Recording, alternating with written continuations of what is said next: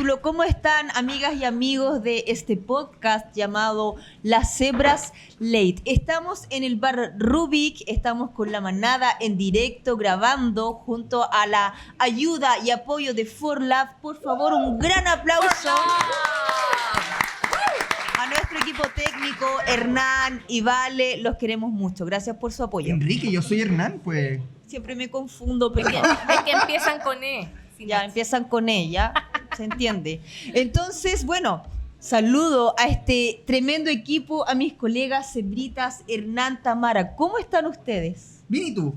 Perfecto, excelente. Regio. Estoy en mi mejor momento, muy contenta de estar acá con estas lindas personas que nos acompañan.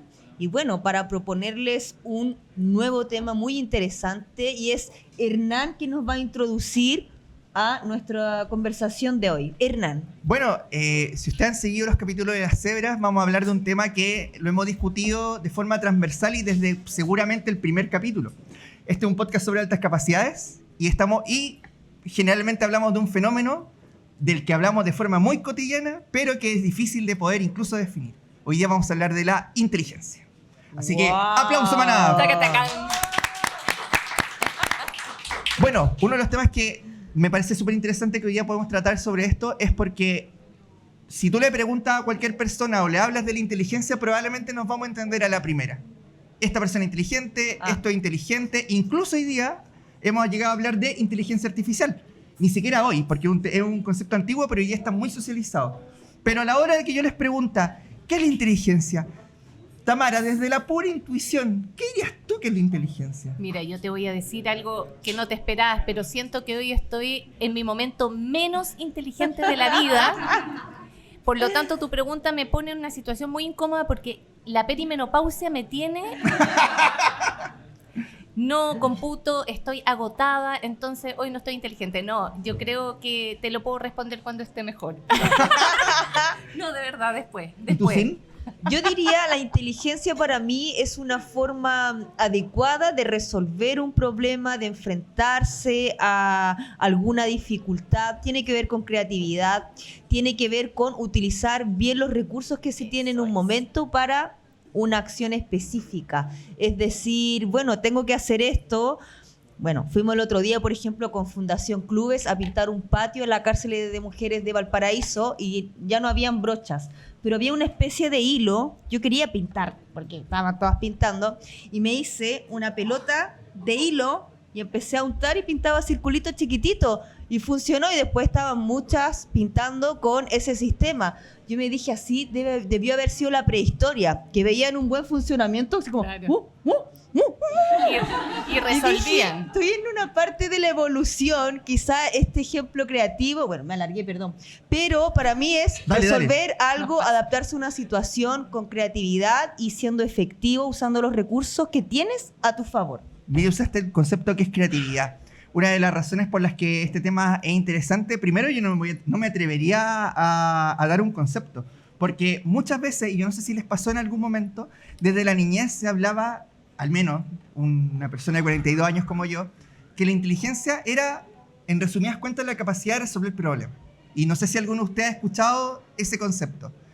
Pues bien, siempre planteo hoy día la idea es de que si nosotros vamos a establecer de qué es el criterio, hasta un refrigerador es inteligente, porque resuelve un problema al que nosotros le asignamos.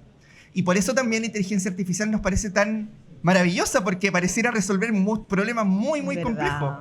Sin embargo, si la sola idea de el resolver problemas nos parece que es el concepto de inteligencia, creo que estamos en un gran problema. Sí. Porque la dimensión humana ya es muy compleja e incluso definir las propias altas capacidades es un problema. Bienvenido problema, buen problema. Porque creo que cerrar discusiones en torno a las aptitudes humanas es problemático. Pero cuando hablamos de inteligencia se cruza completamente con la alta capacidad, porque desde ahí parte un poco de la idea. ¿Por qué estos cerebros son diferentes? Algunos dirán porque son inteligentes. Pues bien, ¿qué es lo que significa? Yo justamente hemos hablado de esto con Tamara desde hace... Seguramente nos conocemos. Cuando conocí a Mir, cuando conocí a la Trini, me encontré con tus dos hijos que son maravillosos, pero son súper diferentes. Los dos tienen detección de altas capacidades, ¿cierto? Sí, los dos. Ya. ¿Y a quién evaluaste primero? a la Mir. ¿Tú podrías decir que eso fue solo un sesgo de género? Bueno, el otro día lo conversábamos, ¿te acuerdas? Mira, yo siento que es terrible lo que voy a decir, pero la forma de mostrar su inteligencia en la Mir es lo que todos estamos acostumbrados a reconocer esas características como inteligentes, ¿cierto? La niña es como la pilla, como la traviesa, como la rápida, pero no lo ves tan así. Él es más desde la inteligencia, desde lo intelectual. Entonces, además, él fue muy precoz, tenía una memoria extraordinaria, hablaba muy bien, muy chico, aprendió cosas de forma muy autónoma. En cambio, la Trini demuestra su inteligencia, pero después lo supe leer porque yo ya estaba metida en el tema de las altas capacidades. Pero yo siento que ayudó mucho, lamentablemente, lo digo así, que él haya nacido primero y me haya llevado al mundo de las altas capacidades, porque probablemente, si la Trini hubiera sido mayor, ella habría quedado con un diagnóstico de déficit atencional, claro, o de hiperactiva o oposicionista desafiante, pero no de altas capacidades. Sí. Muy probablemente a lo mejor después hubiera llegado al diagnóstico porque uno es busquilla, ¿cachai? Pero no a lo mejor a sus 4 años. Es que era una pregunta trampa porque yo sabía que no era un sesgo de género. Muchas veces tiene que ver con un sesgo social. ¿Qué es lo que entendemos por el ser inteligente? No sé si la has pasado, pero cada vez que uno pone nombre o como salón de la fama de gente inteligente, ¿en quién piensan? Ya. ¿Un hombre va encima? Ya, una mujer. Marie Curie. Ya, listo. O sea, ser Marie Curie y ser Albert Einstein son hartos escalones para poder alcanzarlo. ¿Y entonces qué significa? ¿Que tenemos que llegar a la eminencia en un área determinada para poder determinarla? Tú, por ejemplo, Sin, que estás evaluando todo el tiempo a estudiantes, a niñas, a niños, a adultos, ¿no te pasa un poco que esa idea de la inteligencia de alguna otra forma atraviesa tu forma de entenderte con el otro? Claro. A mí me pasa que me maravillo mucho con ideas, historias, conjeturas, cosas que nacen ahí, que los niños, las niñas me preguntan y me dejan así como, nunca me había preguntado esto. Nunca me había imaginado que podría existir una pregunta. A mí me llaman la atención las preguntas. Sí me maravillo, pero claro, es un concepto fascinante. Siento que hay muchos mitos y muchos sesgos que tenemos asociados a la inteligencia. Y quisiera hablar desde el cerebro. Porque hablamos de inteligencia, claro, obviamente un fenómeno biopsicosocial. Hay personas que nacen con genes de primera, genes dorados, pero nacen en un ambiente que no les permite explorar, que hay dificultades económicas, de guerra, etcétera, etcétera. Por lo tanto, esto no ve la luz, ¿no? Es el ambiente el que modula nuestra carga genética. Pero, se me fue la idea, perdón. Me encanta porque eso es neurodivergencia. Por supuesto, absolutamente. Ay, ahora sí. Y No importa, Cintia. neurodivergencia en vivo, por supuesto. No te preocupes porque tampoco te estaba escuchando. Así que parte de cero. Como que también tenemos el cerebro, es un órgano más. Y el cerebro tiene sus propias reglas. Y digo esto porque quiero hablar de los sesgos cognitivos. Los seres humanos tenemos un cerebro que funciona con sus propias reglas. Y una de esas reglas, por ejemplo, el sesgo más común, es el sesgo de confirmación. Por ejemplo, no es que yo lo sea, pero por ejemplo, si yo soy de gobiernos más centro-izquierda, voy a confirmar todo el rato que lo que hace este sector es mejor para la sociedad, tiene más sentido, y voy a alejarme de información que venga a contradecir este sesgo, porque yo lo creo. Puede ser que tenga al frente una información súper potente, pero mi sesgo me va a impedir ver un poco lo otro. Y así ¿Ya? viceversa. Este es un sesgo, y el cerebro tiene sus reglas a priori, por lo que, claro, yo creo que también ahí hay una trampa que uno a veces se fusiona con sus ideas, sus creencias, y ahí yo invito siempre a decir, oye, si este es un órgano que funciona solo, es como nuestro intestino, nuestro estómago, y los invito a todos a saber de los sesgos, que es esta cuestión se manda sola a veces, chicos. Sí. Y no hay poder de control ahí. Está el sesgo de familiaridad también, cuando te repiten o ves algo constantemente todo el tiempo y se te hace familiar, claramente tu cerebro empieza a generar conexiones que te ayuden a vivir en el mundo. O sea, nosotros vivimos como muy heideggeriano, como arrojados al mundo, eyectados al mundo, en este mundo al que llegamos, en el cual tiene reglas, tiene normas establecidas. Y empezamos a construir cotidianidad, familiaridad, y eso también nos hace muy difícil cuando estas normas o estas reglas se desajustan o se rompen, o estos patrones terminan desapareciendo. Ese sesgo, por una parte, tiene un valor súper importante, pues, que más o menos mantener una sociedad, en un mundo con cierta cotidianidad. Sin embargo, muchas veces esos sesgos nos afectan a todas las personas. Así. Y es muy interesante lo que pone de los sesgos, porque aquí nos estamos también adentrando a otras formas en que el cerebro actúa. Cuando hablamos un poco de qué es la inteligencia, y sobre todo ustedes mismas respondieron que era o un Albert Einstein o una Marie Curie, estamos pensando en estas grandes eminencias. Sin embargo, ¿no tienen algún amigo o amiga que sea experto en algo muy inútil? ¿O alguna hija o algún hijo que se sepa los 1000 y pico nombres de Pokémon? Cierto. Yo me sé hasta la 3ª o 4ª generación. Entonces, operan los mismos mecanismos del cerebro para aprender cosas, pero socialmente hay ciertos conocimientos que son más valorados que otros. Y esa es otra de las cuestiones a las cuales Exacto. nos da un poco de miedo entrar en ese juego, porque pareciera que la inteligencia también es un capital cultural súper importante que hay que defender. Me parece perfecto, pero tampoco sabemos bien qué es. Entonces ahí se rompe un poco esta cosa.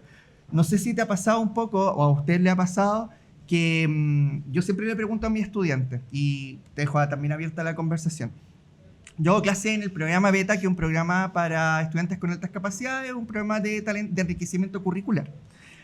Y yo tengo estudiantes que han reprobado cursos, que claramente están lejos de ser el primero, que son pésimos para las matemáticas, pero que tienen una inteligencia que desde otra mirada aparece.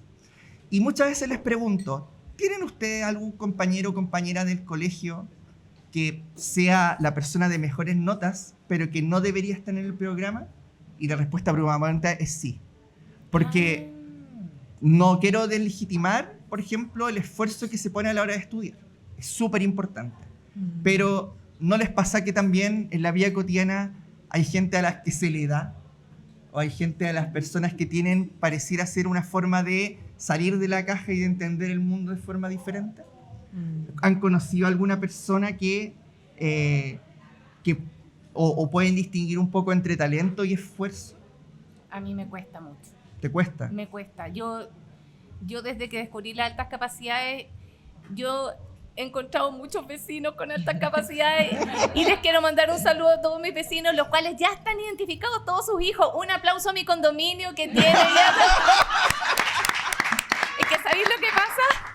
De verdad, viven como 7 familias en mi condominio de niños ya con identificación, porque para mí como que yo veo a todo el mundo súper inteligente. ¿Te lo lleváis de la fundación para allá? Al revés, pues yo le digo a tu hijo, mira, te quiero contar algo, mira, no pensé que, no sé cómo entrar con la gente, porque hay gente que de verdad no quiere saber si el hijo tiene otra capacidad o no. Entonces eso ya me he dado cuenta con el tiempo, pero cuando empiezan a tener problemas en el colegio, en fin. El punto que quiero decir es que yo veo siempre como la brillantez de las personas, sí, y me cuesta poder decir esto es una alta capacidad o un compadre neurodivergente inteligente, o una mujer inteligente, o una persona que le va bien nomás, que se esfuerza. Ya no puedo. Tú, por ejemplo, en las evaluaciones que tú haces, eso lo puedes dilucidar, porque me imagino que debe llegar varias familias con un hijo que tiene excelentes notas y tenés que dar la respuesta de que, ¿sabe qué? Su hijo no... ¿Te ha pasado? Pasa bastante poco, en verdad. ¿Ya? Pasa más que llega la familia, mire, no sé, me dijeron, yo en verdad no creo, como que la familia llega muy tímida, así, no quiero pecar, que mi hijo es brillante, pero por si acaso hagámosle el test, y yo les digo, efectivamente sí, pero hay una alta capacidad. Porque la gente llega directamente, sí, a preguntarte por alta capacidad. La mayor cantidad de familias que llegan a ti es por sospecha de alta capacidad o porque llegan por otro tema. No, el 100% es por sospecha de alta capacidad. Porque han llegado a ti como derivados o han escuchado tu nombre. Claro, le dijo la profesora, claro, una fundación, una tal Tamara, una tal Maca, y claro, llegan con ya semi-prederivados. Pero Pero claro, yo creo que la inteligencia está subvalorada. Ya hay un libro, bueno, está bien funado el libro, pero que se llama Demasiado inteligente para ser feliz. Que a mí solo el título ya me dice mucho. Que las personas profundas, ¿no? Le dan muchas vueltas a las cosas, son profundas, son overthinking, ¿no? Que piensan demasiado. Y al final, en el estado actual del mundo, es bastante fácil sumirse en una depresión porque está Es que está yo creo que heavy. yo creo que más que funado, lo que pasa es que No, está funado, las no, críticas, sé honesto. las críticas que yo he visto, por ejemplo, en ese libro y a otros también, tienen que ver con que tú tratas de generalizar una opinión que puede ser más vivencial, que es una de las cosas que también hablamos aquí en el programa. Ojo, ¿cómo se llama? Las opiniones. Las vertidas en este programa son de exclusiva responsabilidad de quien las emiten. Nosotros hablamos desde la experiencial, y eso también es valioso. Pero cuando tú te quieres vestirte con ropas académicas y estás de alguna otra forma mostrando una pequeña parte del fenómeno, es un problema. Probablemente tiene que ver con eso, porque seguramente el libro tiene una riqueza también de por medio, pero no quizá esta riqueza que tiene que ser como un libro académico experimentando el fenómeno. Una de las cosas que yo también quería comentar es que dentro de esta construcción de la inteligencia hay algunas cuestiones que están asociadas a labores del cerebro y de su funcionamiento que lamentablemente creo que también no valoramos lo suficiente. La educación a nivel, voy a hablar de la occidental, tiene un problema enorme, no solamente en Chile, sino a nivel mundial, y tiene que ver con una educación que se ha formado para aprender a repetir contenido. Nosotros en el colegio, en la escuela, llegamos a clase, se nos vierten contenidos para después vaciarlos de la forma más precisa posible de acuerdo a que el profesor o la profesora nos dijo. Y eso implica una muy buena nota. Entonces lo que tú estás haciendo de alguna otra forma es un examen de memoria o de alguna otra forma de comprensión del otro. Sin embargo, ¿qué pasa cuando una niña o un niño, o nosotros que seguramente estamos en una oficina, en un lugar de trabajo, cuestionamos a la autoridad?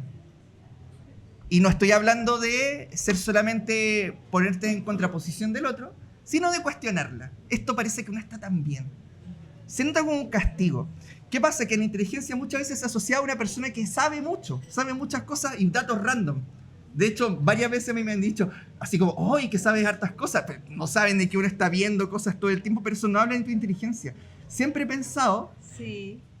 que tiene que ver con otras facultades. Y hay algunas herramientas a través de los que podemos entender. Por ejemplo, está el concepto de lo que tiene que ver con la metacognición. Sí, me encanta. La metacognición, en palabras cortas y simples, básicamente un cerebro que se evalúa a sí mismo o que piensa sobre lo que piensa. Evaluar el propio pensamiento. De hecho, había un célebre futbolista que decía: no tengo por qué estar de acuerdo con lo que pienso. Y esa frase es brillante, brillante, porque efectivamente no tengo por qué estar de acuerdo con lo que pienso. Para nada. Y, como bien decía Humberto Maturana, un derecho humano que debe estar establecido es el derecho a cambiar de opinión.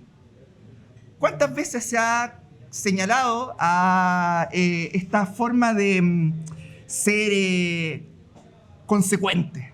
Esta persona es consecuente, como un gran valor. Ay, sí. Un gran valor, esta persona es consecuente, así al principio y se termina siendo hasta el final. ¿Qué riqueza hay en un cerebro que no es capaz de incorporar nuevos conocimientos, nueva evidencia o simplemente Exacto. nuevos puntos de vista?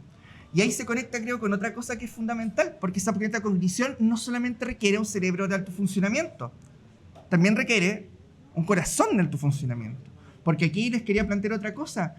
Cuando habla de inteligencia, todos respondieron a inteligencia cognitiva. ¿Qué pasa con la inteligencia emocional, Cintia, Tamara? ¿Cómo la ven ustedes? ¿La viven? ¿La sienten? ¿Tienen gente alrededor que sea emocionalmente inteligente? Sí.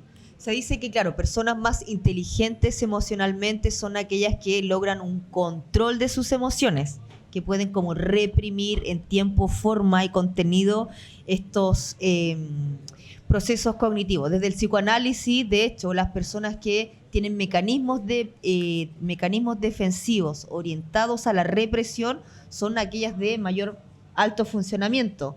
Luego de menos, que es como la estructura limítrofe, que son aquellas que tienden a escindir, ¿no? dividen al objeto en bueno, malo. Uno a veces como psicólogo te agradecen, otras veces te dicen peor psicólogo que he visto en mi vida, ¿no? Todo lo ven como un poco blanco y negro y ya está la estructura, digamos, alejado del sentido de realidad, que es la esquizofrenia, ¿no? Todo lo psicótico, que es el splitting. Ahí todo se divide en muchos pedacitos.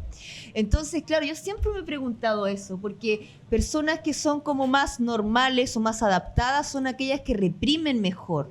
Pero el sentimiento también, díganme si el sentimiento no es una ola que viene, te embarga, te moja, te seca y luego, bueno, se va, ¿no? Es como un pic y después baja, pero socialmente y desde la psicología, alguien inteligente emocionalmente, el que puede cortar un tsunami, no sé, una ola de tsunami, alguien que puede decir, no, voy a contar hasta 10, esto no lo puedo decir, pero y ahí también una persona rabiosa de por sí, hay que expresar a veces, no hay que reprimir tanto. Yo creo que también está sobrevalorada la represión. Y yo creo que hay que saber tomar buenas decisiones y saber, como dices tú, poder parar, poder filtrar y saber conectar con los demás. Ahí yo también lo vinculo un poco con la empatía. Claro. Como el poder entender al otro, leer al otro. Hay muchas personas que llegan a ti porque dicen, oye, tú eres una persona que siempre tienes la respuesta correcta, me calmas, me sabes dar la respuesta que he buscado o siempre eres muy asertiva. Y es admirable, no es mi caso. Yo conozco gente muy asertiva acá. De hecho, mi hermana que está aquí presente dice que siempre sabe darle respuestas a todo el mundo menos a sí misma. Ujú. Y es verdad, po, y le fluye, y es una cosa que tú agarras el teléfono y le preguntáis y ella lo ve claro. Pero para ella misma dice que es difícil. Ya, pero es el sesgo de punto ciego, que es un sesgo que uno tiende a ver mejor los defectos o la realidad del De otro los que demás. de uno mismo. Otra de las cosas que también está asociada a la inteligencia, y creo que ya que estamos construyendo esta alianza que habíamos hablado en capítulos anteriores con Olivino, Sí. que es una ONG en la que soy director, entre otras cosas, que lo que hace es el fomento del pensamiento crítico. El pensamiento crítico es un punto fundamental, a mi parecer, de lo que es la inteligencia. ¿Y qué entendemos por ese critical thinking? Que tiene que ver un poco con esta idea de tener la capacidad de la metacognición llevada al discurso, llevada a la construcción y elaboración del pensamiento. Cuando creo que hablamos de inteligencia, estamos hablando, haciendo a mi parecer un símil de ese pensamiento crítico. Porque, ojo, cuando hablamos en estos tiempos de inteligencia artificial, efectivamente un algoritmo puede tomar incluso mejores decisiones que nosotros, porque tiene la capacidad de atravesar en muy pocos segundos una red de conocimiento gigante. Pero siempre hay que pensar de que esa es una construcción algorítmica diseñada para cumplir cierto objetivo. Sin embargo, cuando nosotros hablamos de pensamiento crítico, ya no solamente habla de tomar una buena decisión, ni de ser eficiente, que es lo que busca una máquina. Porque nosotros los humanos somos súper ineficientes para tomar decisiones, súper ineficientes. Pero la ineficiencia es un problema, porque piensa esto, no tiene que ver, el pensamiento crítico no solamente trata de construir una respuesta eficiente a un problema, sino una respuesta que sea adecuada a los contextos y a los otros. Cuando hablamos de inteligencia también pareciera que hablamos del fenómeno desde lo individual. Pareciera que él o la sí. persona inteligente. Sí. Cuando ese pensamiento crítico, esa forma de ver el mundo se va nutriendo con el contacto constante. De hecho, el solo hecho que estemos acá en la comunidad con la cebra, que después tengamos unas conversaciones entre nosotros, está de alguna otra forma fomentando y trabajando nuestra inteligencia. Y ahí aparece un tema que seguramente vimos en el diplomado, que después lo hemos tratado en algunos capítulos, es de dónde nace o dónde está el origen de esta inteligencia. Una de las personas más inteligentes que yo conozco es mi abuelita, doña Florinda Layana. Doña Florinda Layana murió siendo analfabeta, pero Florinda tenía tres terrenitos en Viña, un negocio, atendía un negocio, dejó a mi mamá, a mi tía, o una familia unida y muy inteligente emocionalmente. Y nunca aprendió a leer y escribir. No porque le diera flojera, sino porque tuvo una niñez terrible. Mejor ni contarla. Pero ¿qué pasa? Que no solamente tenía la capacidad de ir tomando decisiones críticamente en el tiempo, sino que además tenía una inteligencia emocional tremenda. Porque creo que es tan fundamental pensar de que ese ser inteligente está en el mundo, lo mismo que decía hace un rato, estamos arrojados en este mundo, que al hablar de inteligencia, hoy día estamos prescindiendo del valor fundamental que tiene que ver del ser social. Uh-huh. Y ahí es lo que pasa. ¿No te ha pasado un poco que tú, siendo mamá de 2 niños preciosos, que también su desarrollo cognitivo se ha modificado al momento en que entran a clases, cambian de curso, aprenden una materia nueva, conocen a un nuevo profesor, tienen un nuevo compañero, tienen nuevos amigos? ¿Cómo te ha pasado un poco con ellos? ¿Tú crees que el entorno social ha modificado también esa inteligencia de base que tienen los chiquillos? Mira, ahora estamos viviendo una situación muy diferente porque mi hijo entró a una escuela rural en Algarrobo. Uh-huh. Municipal, con 38 compañeros. Como mi colegio. Lo que vivimos muchos de nosotros. Yo he salido de un colegio de 45 de monja y estuve 12 años ahí. Por eso soy así. Saludo a la madre de Gregoria. Santa Tamara, por supuesto. Santa Tamara. Y es bien complejo porque él tiene 11 años y toda la vida ha estado en colegios chiquititos. Hizo homeschool, hizo exámenes libres, qué sé yo. Y hoy él se ve inserto en la normalidad de los colegios. No está yendo a la casa escuela en la mitad del bosque donde hay 6 alumnos. No está yendo al colegio que recién armaron en Algarrobo con 15 niños y multigrado. O sea, todo lo que él ha frecuentado ha sido algo que ha hecho que salga a la luz esa creatividad que él tiene, esas ganas de aprender. Ahora está en un espacio donde él está viviendo y está llegando a la casa diciéndome: a mamá, no entiendo por qué están enseñando los animales en inglés en 6º básico. Entonces está como así. Y el otro día le pregunté, le dije: ¿y qué vas a hacer? Porque a todo esto la profesora le dijo: parece que te voy a tener que enseñar algo más difícil porque se nota que tú sabes más. Él igual ha aprendido, le gusta mucho el idioma, el inglés, en fin. Entonces yo le dije: ¿qué vas a hacer el resto del año? Porque llevas 4 días de clase. Me dijo: bueno, no sé, aguantarme. Entonces estoy observando en él una situación que no me había pasado nunca cuando tú hablas del entorno, de que él estaba en una burbuja y ahora llegó a la realidad que viven miles de niños, y es un niño con doble excepcionalidad además.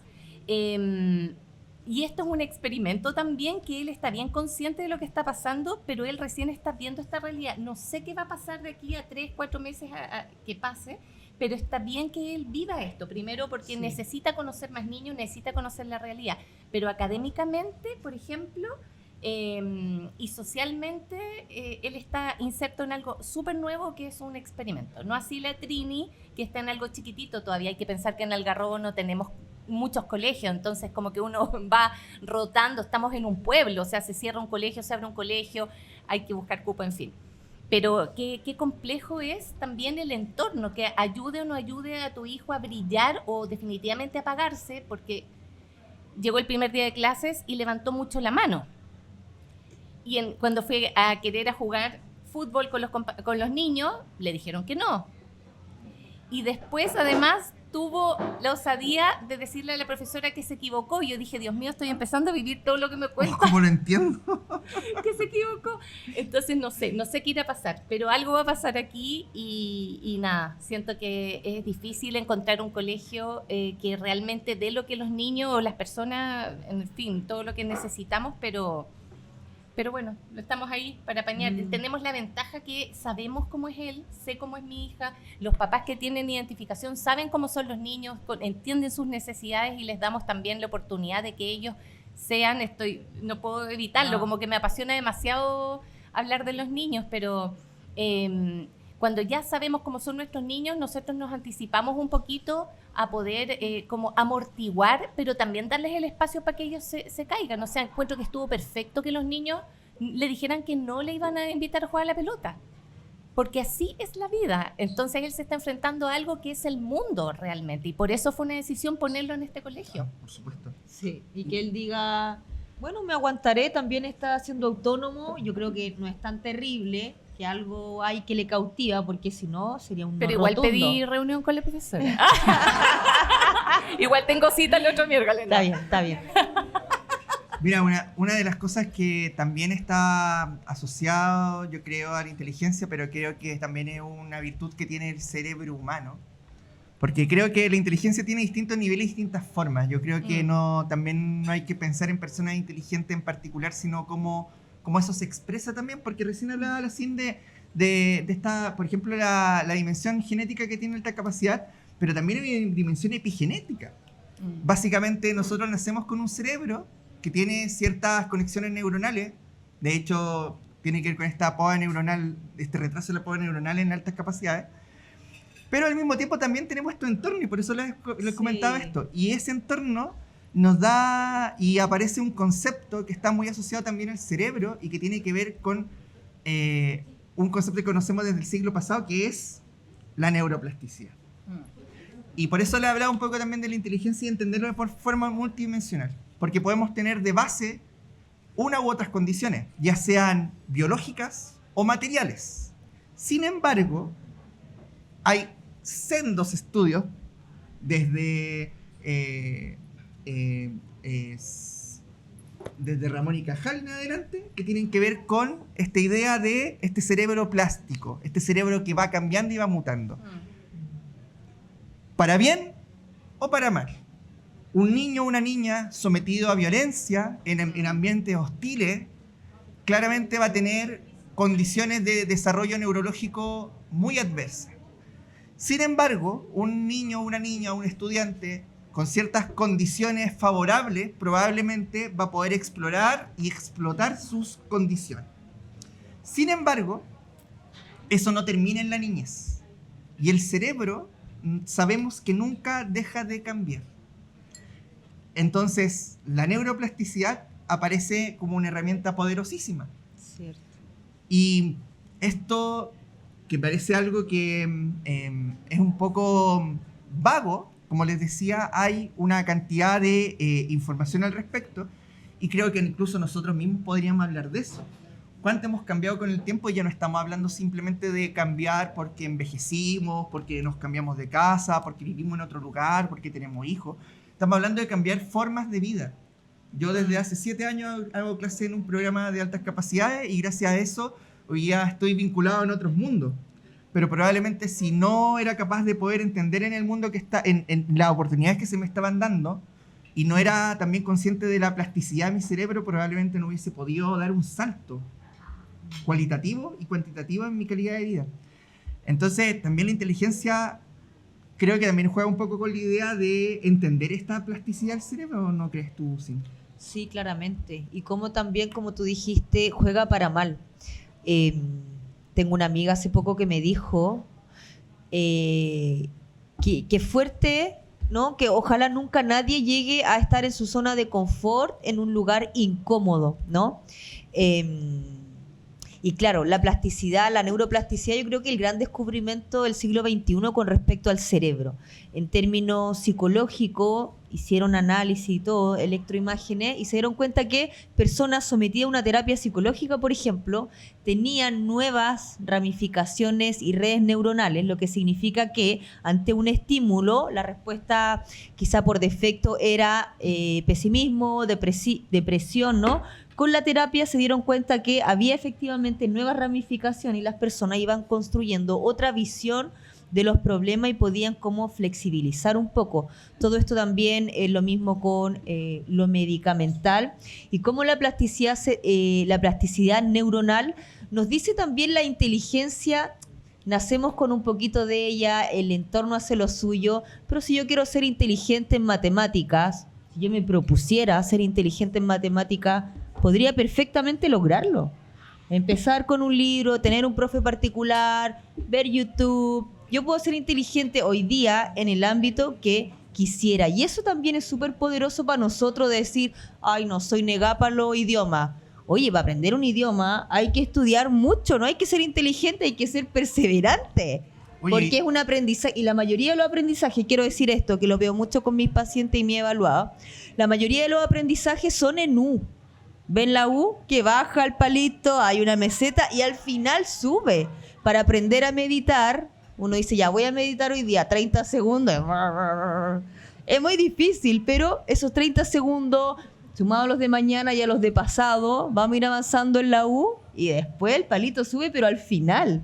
Entonces la inteligencia también no determina el éxito de una persona, de una sociedad, pero sí cuestiones como la perseverancia, la disciplina, ser empáticos, formar buenas redes, cuidar nuestros vínculos y todo lo que hablamos de la inteligencia emocional. Hoy en el diplomado que estaba, porque hoy día ha sido un día larguísimo, una de las Largo, cosas que ¿no? estuve haciendo es que en el diplomado que teníamos, la profesora que era de galaxias, porque estoy haciendo un diplomado en astronomía, nos puso un video de Plaza Sésamo.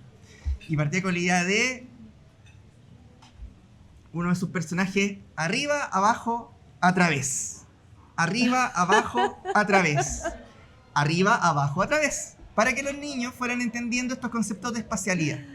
Y nos puso eso porque dijo, probablemente, ella nos contaba que siempre, y también me han hecho esta pregunta, de cómo desde la astronomía uno convive con el temor existencial que tiene que ver con lo profundo que es el universo. ¿Y qué pasa? Que cuando uno se va involucrando con estos mundos, los parsecs, la distancia entre una galaxia y otra, se te van haciendo cotidianas. Lleven lo que estoy diciendo a cada una de las experiencias que ustedes tienen. Lo que ustedes hacen cotidianamente, quizá para alguien que no lo entiende, es abrumador. Pero cuando ustedes van repitiendo constantemente un movimiento, estudio, lo relacionan con otro, ese conocimiento se va consolidando y cristalizando. Y ella nos puso ese video para entender de que ese ejemplo que hacían para niñas y niños es completamente útil para nosotros como adultos. Cuando tú empiezas a incorporar conocimiento, y no estoy hablando de repetir solamente, sino de vincular, ese conocimiento se va consolidando y se hace parte tuya. Tiene que ver con la neuroplasticidad, tiene que ver con el pensamiento crítico, tiene que ver también con esa metacognición. La capacidad de poder entender esa nueva forma que se incorpora, ese acervo que se incorpora a ti. Entonces, pareciera ser que la inteligencia ya no es algo tan meramente cognitivo, tan meramente medible, tan meramente matemático.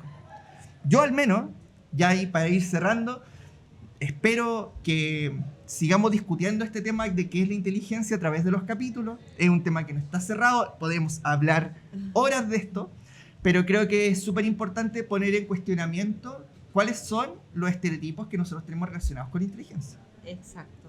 ¿Y cómo era? Para arriba, para abajo, para el centro. Y, oye, salud. Es así entonces como estamos cerrando este capítulo de las cebras. Gracias a ForLab por todo este equipamiento maravilloso. Un aplauso, por favor, para ForLab. Y muchas gracias totales a toda la manada. Lo dejamos hasta acá y nos vemos en un próximo capítulo. Chao, chao. Para arriba, para abajo. ¿Cómo era? Para arriba, para abajo y a través.